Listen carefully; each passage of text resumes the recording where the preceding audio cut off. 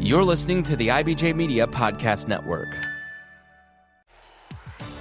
Welcome to the Indiana Lawyer Podcast. I'm your host, Maura Johnson, and in today's episode, I sat down with Jon Laramore, Executive Director of Indiana Legal Services. Since 1966, Indiana Legal Services has provided free civil legal assistance to eligible low-income residents in Indiana.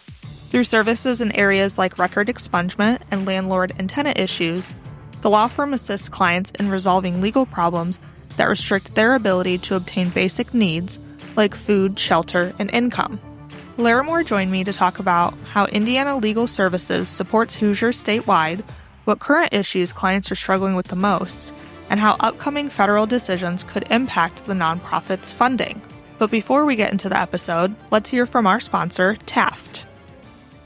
Taft, today's modern law firm. At Taft, we cultivate a highly respectful, transparent workplace that fosters creativity, teamwork, inclusion, and diversity. We couple our culture with a client-first approach, rewarding lawyers who understand their clients' goals and work to deliver success. Taft, the modern law firm. To learn more, visit taftlaw.com.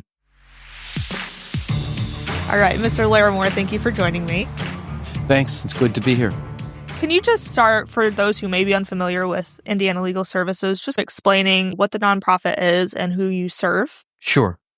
Indiana Legal Services is now almost 60 years old. We celebrate our 60th birthday next year, and we're a civil legal aid organization. We provide free legal help to low-income people across the state of Indiana on civil, which just means non-criminal, legal issues like housing, family law, consumer issues, and a number of other kinds of legal areas that we work in.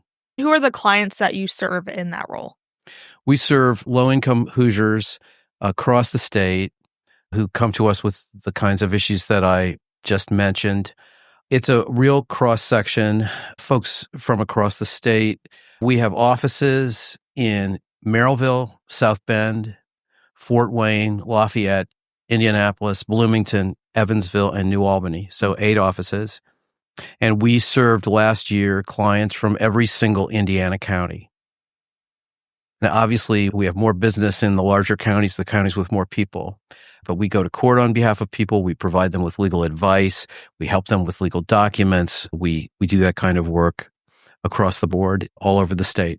You said that you serve all 92 counties. How many clients is that per year, would you say?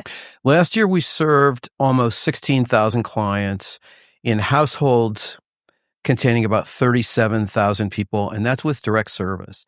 We also touch thousands of other people every year with our outreach efforts and educational programs, those sorts of things, helping people understand their rights. And there are really thousands more that we reach beyond the 16,000 clients. And I know we talked about this before we started recording, but can you talk more about the organizations that you guys work with to help with these outreach efforts? Sure. We work with all kinds of organizations across the state. Here in central Indiana, for example, we work with a couple of other legal aid organizations. We refer clients back and forth, and we collaborate on certain things. We work with the law schools, both the Maura Law School in Bloomington and McKinney here in Indianapolis. We also take student placements from Notre Dame Law School. And then we work with all kinds of community organizations. In Indianapolis, people will be familiar with the network of centers for working families, the community centers like the Bonner Center, Southeast, the Concord Center, which is just 3 blocks from our office on the near south side. And across the state, we interact with organizations that serve low-income people, organizations, for example, that might serve agricultural workers or migrant farm workers, other kinds of community centers. And even we work with faith-based organizations in many areas. We work with health organizations. We have a whole series of medical legal partnerships, mainly in central Indiana, but also elsewhere, where we take referrals from medical providers where there is a legal issue that affects the person's health, poor housing conditions, or certainly domestic violence, those kinds of situations. Yeah. And the point of working with these organizations is to really get on the ground in these communities to serve citizens face to face. We work with those organizations to educate people about their legal rights. For example, we have people at the Bonner Center they have an enormous, the state's largest free tax prep program in the spring. Yeah. We have someone there virtually every day to help talk with people about their tax issues. And that's just one example, but education and then referrals. Certainly, not only do we get referrals from other organizations, but vice versa. Many of the folks that we see have multiple issues, some of which are not legal issues, and we find help for those folks. We have a small number of social workers on staff, in fact, who help with those kinds of liaisons. Yeah. Going back to talking about the law schools, you essentially, help these upcoming lawyers really get involved in their communities before they've even taken the bar. We had 20 summer interns this summer, paid internships, mainly from Indiana law schools, but from other law schools as well. They're great assistants to us. They all get client contact. Some of them even get to go to court and speak if they're certified legal interns in Indiana. So that's a great opportunity for them to learn about the legal needs of people who are not the ones that are served by big law firms, but who have really significant, life-changing legal problems like eviction and like domestic violence or an old criminal conviction that's following them around and keeping them from getting work or getting a promotion or getting to be able to go on their child's school field trip. And we can help those people with expungements of criminal convictions. In many cases, we did over 1,000 expungements last year. So now focusing on the current work that the Indiana Legal Services is doing, can you talk about, in the present day, what, issues is the nonprofit seeing more in clients? What kind of areas are you guys maybe more focused on? In the last few years since COVID, our housing practice has grown substantially. It's now the biggest area that we practice in. Last year was about 35% of our cases were housing, and those are almost all evictions. Some of them are affirmative litigation over bad conditions, but mainly they're evictions. And as we were talking about before, you just did a podcast with Fran Quigley where he talked about the eviction process, how fast it is, what a huge impact it has on families. And we handle thousands of those cases every year across the state. We have a specially funded program in Indianapolis. We have money from the city and other sources to help us in the 10 eviction courts in Marion County. And we are in those courts every week. So that's a big issue. We do a lot of family law cases. That's our second biggest area. Almost all of those cases involve domestic violence. We served of the client number I gave you last year, about 16,000. 2,700 of those households had domestic violence in the background. That's another obviously significant issue. It's always there. And I would say that those are the trends that we've seen lately. We get about 600 requests for assistance every week, and we end up only being able to assist about half those people. And many of them we're not able to fully serve. Many of them would be best served by having someone go to court with them, but we're only able, because of our scarce resources, we're only able to give them advice and try to assist them in doing the work on their own. And then half the folks who come to us, we're not able to serve. Can you talk about maybe the vetting process of who you can take as clients, who you may be able to help at least a little bit, and Right. who you can't? Right. It's a complicated vetting process. People can apply for our services either by phone or online. And every week, every office and every project reviews the applications that have come in. Some people are screened out because of income limits that we have. Some people are screened out because they have case types that we don't handle. If somebody comes with a tort claim, for example, we don't do that because there's a whole private bar that can take those cases for a contingent fee.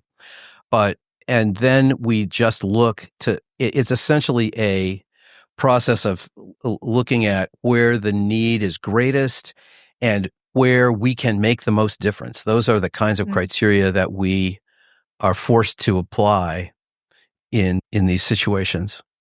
And I know you talked about the resources that you have available. What would you say maybe right now are the most pressing issues that the organization itself is facing in terms of serving the clients you Sure. have. We were at our apex in terms of budget and staffing during COVID because there was extra funding available. We had almost 200 people on our payroll, including about 100 lawyers in 2023, but some of that money has gone away, and we have had to shrink about 10% from our high point. And now there are some clouds hanging over our funding. Again, we are highly dependent on government funding. Now, we're not solely dependent on government funding. We have private sources of funding, including just donations from the public, including private foundations that we are funded by. And then we do have these relationships with medical providers who do pay us to provide legal help to their patients. But beyond that, we get state resources, and then we get federal resources. And we have one our largest funding source is a federal funder called the Legal Services Corporation. It's a private corporation created by Congress that distributes money that's appropriated by Congress. And that's just a little more than half of our total budget. Our total budget is $17 million. And what happens to that funding going forward is part of the congressional appropriation process that's going on now. In theory, all these appropriation bills are supposed to be passed by the end of September. That hasn't happened for more than 25 years. It's usually later. But each house, the appropriating committee, has passed an appropriation that will have to go through the full Senate and the full House and then be reconciled, which I expect might happen before the end of the year. And that's when we'll know what's happened with our funding. As you wait in this, I guess, in between, what does that look like? How do you determine who you can support and anticipate for next year with this? We have a good idea of what our funding will be through the end of the calendar year, and we're going forward on that basis. As things develop, we may need to cut back.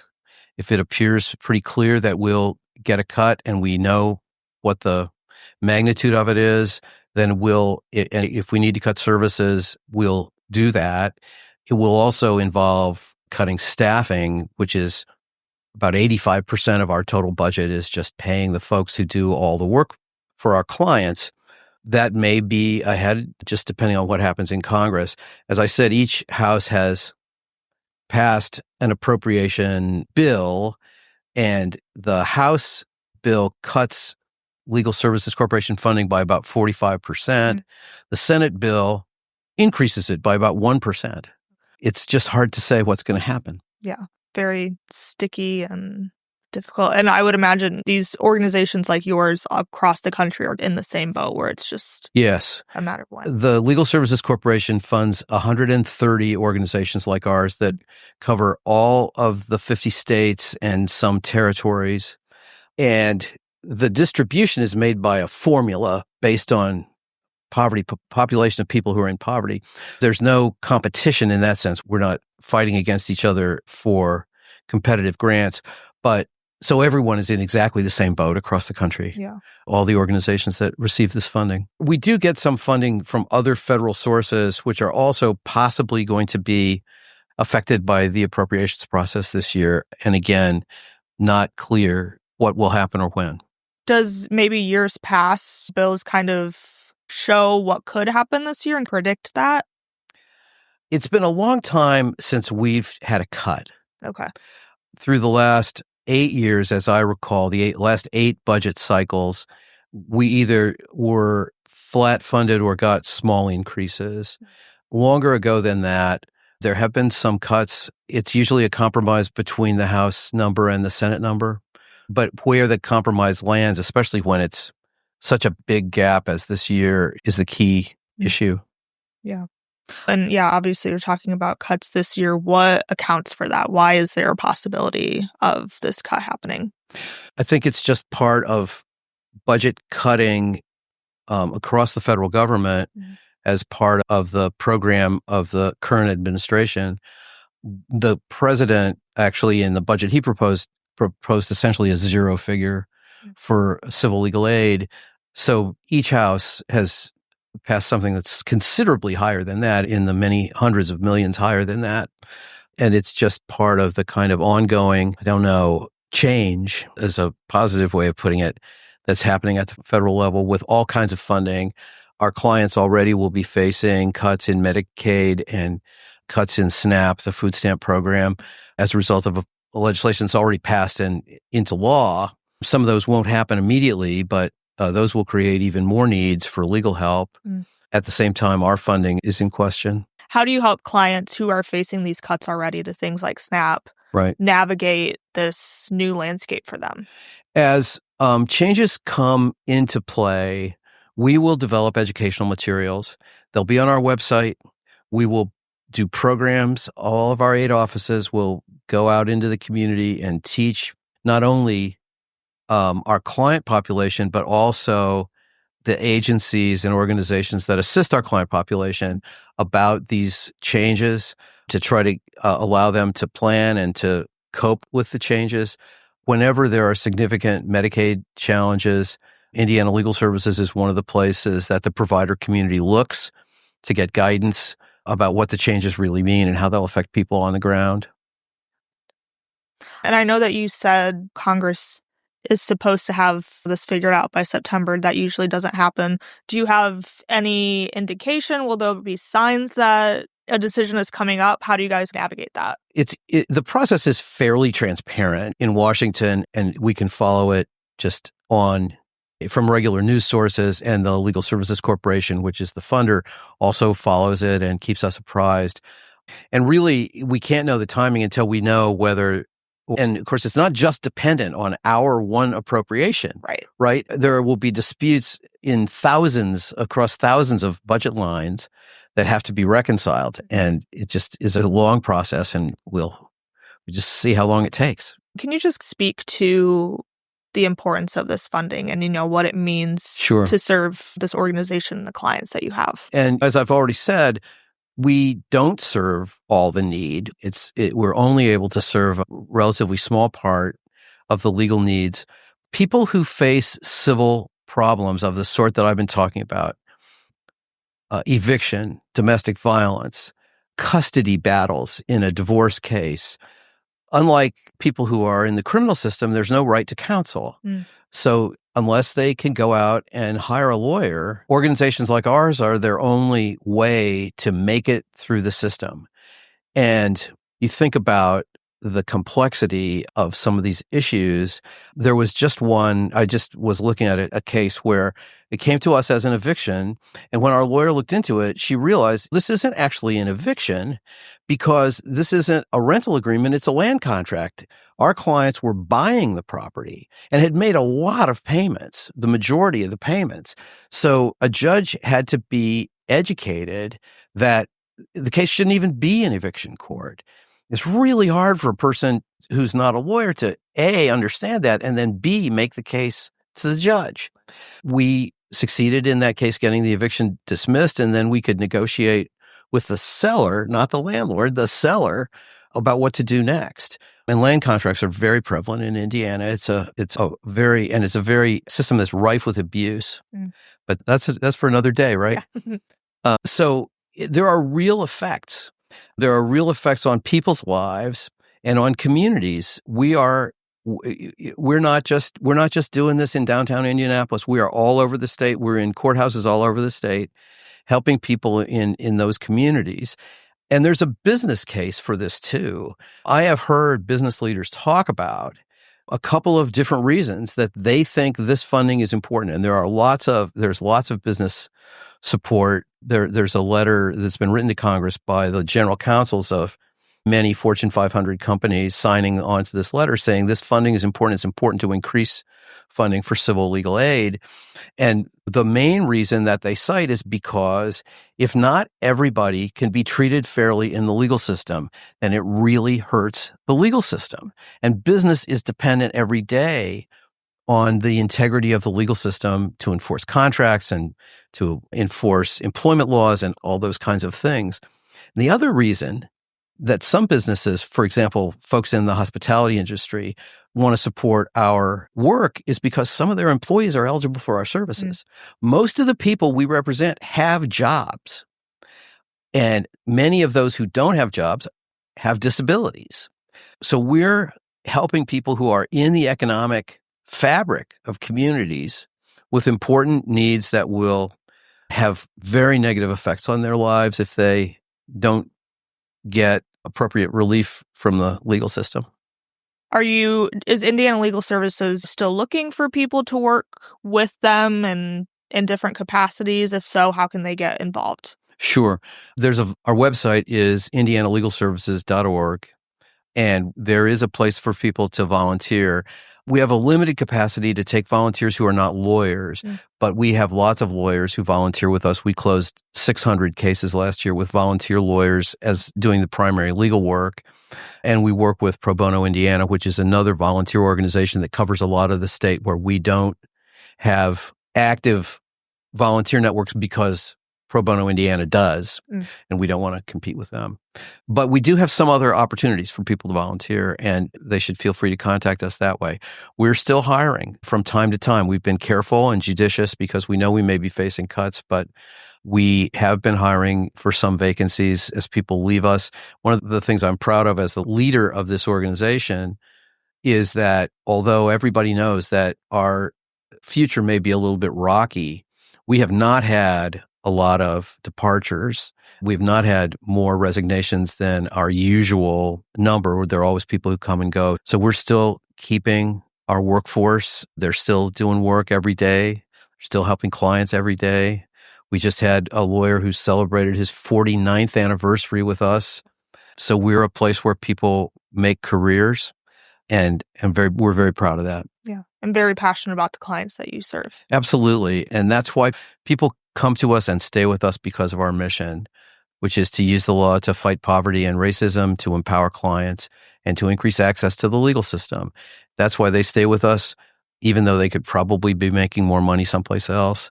We're very proud of the people who we have on our staff, and many folks who have worked with us and have gone on to do other things where they've continued to help our clients one way or the other. All right. Mr. Laramore, thank you so much for joining me. All right. Thanks, Maura. Thank you for listening to the Indiana Lawyer Podcast. If you'd like to learn more about Indiana Legal Services, you can visit their website at indianalegalservices.org. And if you'd like to read more legal stories from around the state, you can visit our website at theindianalawyer.com. There, you can subscribe to our newsletters and find podcasts from across the IBJ Media Company. You can also follow us on social media.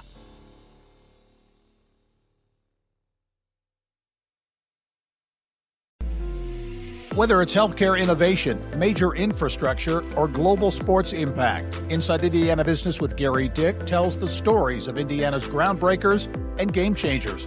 It's the must-listen show for business, civic, and community leaders across the state. Subscribe and listen wherever you get your podcasts or at ibjpodcast.com. Do you want to know what really drives change in Indiana? You won't find it in sound bites, you'll find it in stories. Stories from CEOs, lawyers, coaches, entrepreneurs, and community advocates. That's the IBJ Media Podcast Network. Insightful, local, impactful. Find all of our shows by searching IBJ Media in your podcast app or visit ibjpodcast.com.